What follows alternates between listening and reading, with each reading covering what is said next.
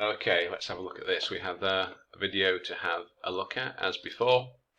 I'm going to be referring to the official criteria, which you can see here. Okay, we'll be using that. So now, same problem as the previous video. Far too wordy. I think it's about 400 words. I checked the word count, it's about 400 words, way too long. 300 words is ideal. 12 sentences, 13, maybe 14, round about 300 words, and that will be fine. Now, there's a few things here. Apart from the vocabulary, which I mentioned before, off topic. Your task response score will be quite low for this. Some people prefer to live in hot climates. Others love the lifestyles in countries with cold climates. Discuss both views and give your opinion. So, a question arises. No, it doesn't. There's no question. It just says discuss both. It's not either or. Mankind, not mankind. It says some people reside in the areas where the weather is quite hot. Okay. While plenty of advocates have steadfastly clung to the notion. What is that? What is that rubbish? You mean according to some? The cold climate may prove beneficial for the masses. It doesn't say masses, it says some people. Others dismiss them as completely wrong. Both sides of the argument present rational ideas which will be elaborated. Another empty sentence tells me nothing. And where's your opinion? It should be in the introduction. So, this is a very quick example. All right?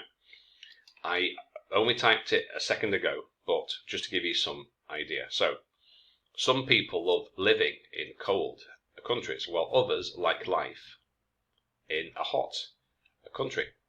It's about lifestyle. In my view, hot weather is good for sunbathing and swimming, while colder climes are good for winter sports. So my choice would be to live in both alternately.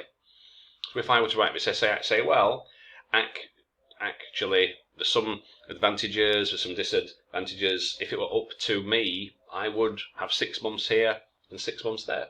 Anyway, it doesn't actually matter. That's just to illustrate the way that your introduction should look.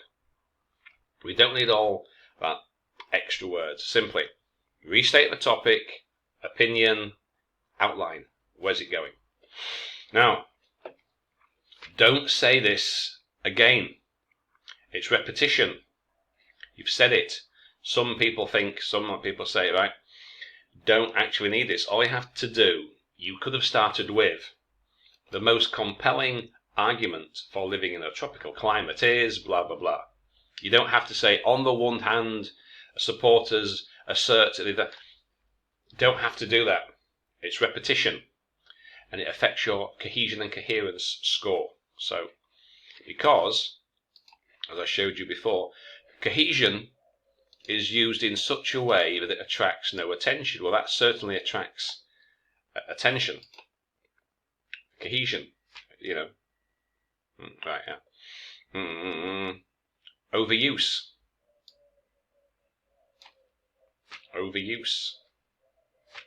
Faulty, mechanical, overuse. So, you don't need it. All that you need for your introductory sentence is simply your topic sentence, your main idea. Most compelling argument is blah, blah, blah. Okay. And it's hardly compelling, is it? How is it? All it says is, some people prefer to live in countries where it's hot, others prefer all of the lifestyles in countries where it's cold. So you have to say what that means. What does the lifestyle part actually mean? So let's have a look. Let's go back. So, pertains to citizens' physical exertion in the cities with relatively hot days. What's that got to do? It's talking about living in a hot climate in general. It doesn't have to be in a city. And then This example, what does that have to do with anything? They probably use their bikes for the trip. What does that have to do with the advantages of why? And it's not about advantages, it's why might people prefer to live in such a climate. Maybe they like to sunbathe, maybe they are old, elderly. Lots of English people live in Spain because of the weather. It could be that. But talking about riding your bicycle on a sunny day, what's that got to do with anything? And then, why do you have both hot and cold in this paragraph? Shouldn't you just have view 1, it's hot, view 2, it's cold? If you mix it, this is affecting your cohesion and coherence. A score. Clear central topic. Not having both. Okay,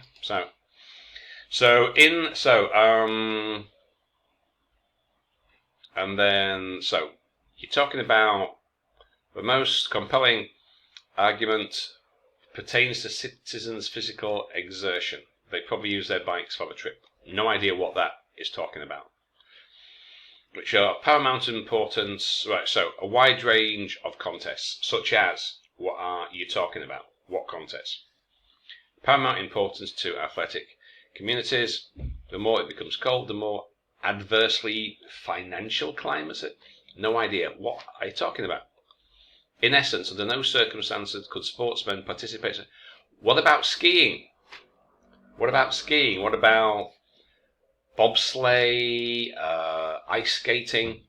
It's usually pretty cold when they do those. What about the Winter Olympics? So that's a nonsense. And what is that doing in that paragraph? It should be about why do people like it hot? And now you're talking about cold. And then people living near the North Pole adversely breed. You mean affect? Further speculation about the value of living in cold places. Well, lots of people do live in those parts of the world. Russia, Finland, Alaska. There's many people live in that part of the world. Do they all have mental problems? I don't understand what you're talking about. So, on the other hand, again, you don't have to do this. Simply, main idea. People can benefit right now. Right. What are you talking about? So, if it's cold, why do you need an air conditioner? So, unless you mean that instead of using an air conditioner in summer, they go to live in a colder place, so you don't need one. Well, how does that make sense? That's totally illogical. Simply put, energy consumption rates, and again, what's that got to do with others love the lifestyles? What's that got to do with that? Nothing. Now you're talking about vehicles' air conditioning. What's that got to do with the lifestyle? As it says, others love the lifestyles. Why? Maybe they like to sort of ski. Maybe, I don't know. But talking about air conditioners in vehicle air conditioners, what does that have to do with anything? Secondly, individuals, how I can define. Now, you just said that you can't play sport when it's cold, and now you're saying that you can. And far-reaching positive impacts, such as what? So, and then you've got your your opinion right at the end. Should be clear all the way, starting from the introduction. So, let's have a look. Let me see. So, task, response, all parts of a prompt, no. All parts of a prompt, no. All parts of a prompt, no. All parts of a prompt, no. Not really. Right. Partially, incompletely addressed. Okay, let's have a look. Some may be more fully covered. So, if I'm generous, I'd give it 6. Examiner may may say 5 because you've gone off topic. You haven't spoken about lifestyles. You're talking about air conditioning. What's that got to do with the topic? Directly relevant to the prompt? Well, no, it isn't. So, 5. Not sufficiently developed, irrelevant detail, repetition, task, response.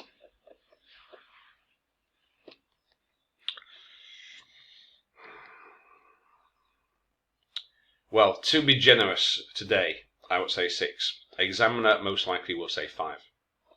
Okay. Cohesion, coherence. Message can be followed with ease. Logically organized, clear progression. Well, no, because it's hot, cold, then cold again. What's that got to do? Is there a clear central topic? Not really. Cohesive devices, overused. Paragraphing may not always be logical. Yeah, I think that's pretty fair to say. So, again, it's kind of, I'm hovering between 5 and 6. Because there's some elements of both. So, again, I'll be generous and say 6. However, as I said, the examiner may not see it quite the same way. Vocab, again, inaccuracy, inappropriacy. Far too wordy. Less are common items, but they're not used appropriately. So, I don't know, let me have another look.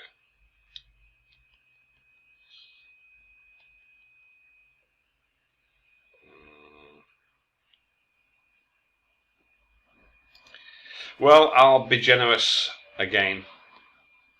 I'll give it 6. I don't think it would go for 5. And also, I've noticed that you use certain phrases time and again. There's some things here that you used in your previous essay. I can see a couple of phrases. I don't know if you said steadfastly clung, compelling reason. You've used that before. I think there's a couple of phrases that you seem to use in every essay. I would advise against it. So, grammar. The grammar's good. Not a lot there. I'd probably give it 8 for the grammar. The grammar's good. But I would definitely give it 6. Shall I give it 7 or 6?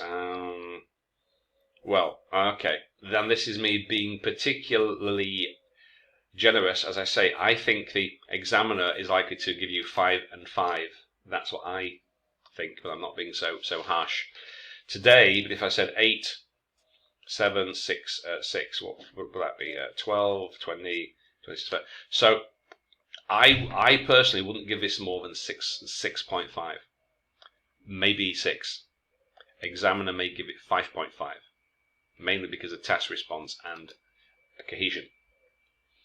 So I think, well, I hope you can see why. Okay, so keep it simple, right? Keep it simple. Keep your ideas simple and clear. Have examples that are relevant and pertinent to what you're talking about. What you've done here does not pertain to the essay at all. I say I'm being overly generous here. I give it 6.5. I think you'll find the examiner in real life might only give it 5.5, maybe 6. Okay, hope that helps.